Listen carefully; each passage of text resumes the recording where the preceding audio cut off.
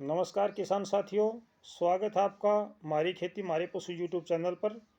और आज हम आपको जानकारी देंगे कोई भी दवाई खरीदते समय क्या सावधानी रखें, कौन सी ऐसी चीज़ है जो उस दवाई के नकली और असली होने का प्रमाण हमें देती है। तो इस विषय पर मैं थोड़ी सी आपसे विस्तार से चर्चा करूंगा। मेरा उद्देश्य केवल यही है कि हमारे जो ग्रामीण क्षेत्र के लोग हैं वो जागरूक हों और उनको किसी भी प्रकार की कोई समस्या ना हो। इसलिए छोटी छोटी वीडियो आपका मार्गदर्शन करने का काम करेंगी, ऐसा मेरा विचार है, ऐसा मेरा मानना है। जो भी मेरी वीडियो को देखता है और उसको मेरे विचार अच्छे लगते हैं तो कृपया मेरे चैनल को सब्सक्राइब करें, लाइक करें और शेयर करें, ताकि जो भी समय समय पर आपके पास मेरी वीडियो हैं, जो वीडियो मैं डालता हूं, बनाता हूं, वो समय पर आपके पास पहुंचे और उसका लाभ आपको मिल सके। मेरी सभी से प्रार्थना है कि वीडियो को लाइक और शेयर ज़रूर करें। तो अब बात करता हूं मैं आपसे। जैसा कि मैंने अभी आपको बताया है कि जो भी दवाई हम खरीदते हैं, चाहे वो पशुओं की दवाई है, चाहे वो खेती की दवाई है, किसी भी प्रकार की हम दवाई लेने जाते हैं तो दुकान वाला एक दवाई मांगते हैं तो 3-4 दवाई हमें दे देता है कि ये भी दवाई है, ये भी दवाई है, ये भी दवाई है। असली कौन सी है हमें पता नहीं है। फिर वो एक दवाई हमें 10 रुपये कम में दे के दूसरी दवाई पे वो 20 रुपये कमा लेता है।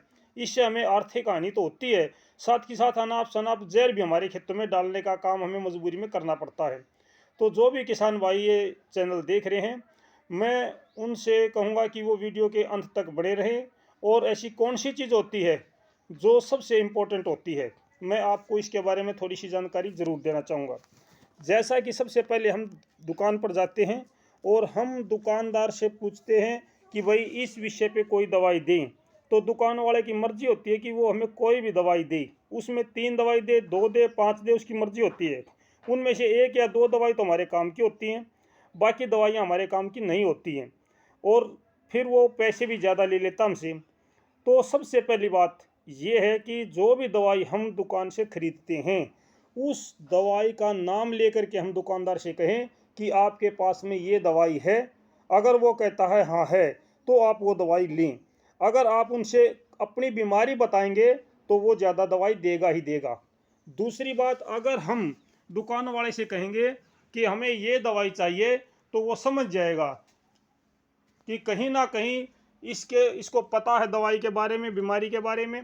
तो वो ऐसी दवाई हमें फालतू में नहीं देगा, उसका रेट भी जायज़ लगाएगा और हमें इससे आर्थिक जो हानि होती है वो हमारी बच जाएगी। दूसरी बात जो इसमें है, जो भी दवाई हम खरीदें उस दवाई को हम पक्का बिल ज़रूर मांगे कि भाई हमें बिल दो, और उस बिल पे क्या लिखा है ये भी देखना है। जो सबसे इम्पोर्टेंट चीज़ होती है, बिल के ऊपर दवाई का बैच नंबर लिखा होना ज़रूरी है। जैसा कि मैं अभी आपको दिखाता हूँ, एक दवाई है, इसके शुरू में ही बैच नंबर लिखा है। देखिए आपके सामने जो स्क्रीन पर दिखाई देता है, ये एक दवाई है जिस पे सबसे ऊपर की लाइन में लिखा है बैच नंबर।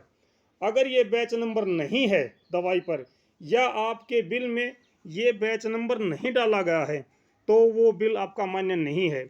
आप ये सोच कर चलिए कि अगर जो दवाई आपने खरीदी है, अपने खेत में डाली है या आपने अपने पशुओं को दी है, उस दवाई में अगर कोई इफेक्ट हो जाता है, उसका प्रतिकूल प्रभाव पड़ जाता है, हमारे पशु में कोई नुकसान होता है या हमारी फसल में कोई नुकसान होता है, तो ऐसी हालात में हम कोर्ट में क्लेम पे नहीं कर सकते जब तक हमारे पास पक्का बिल ना हो और बिल के ऊपर बैच नंबर ना हो। ये सबसे इम्पोर्टेंट चीज़ होती है।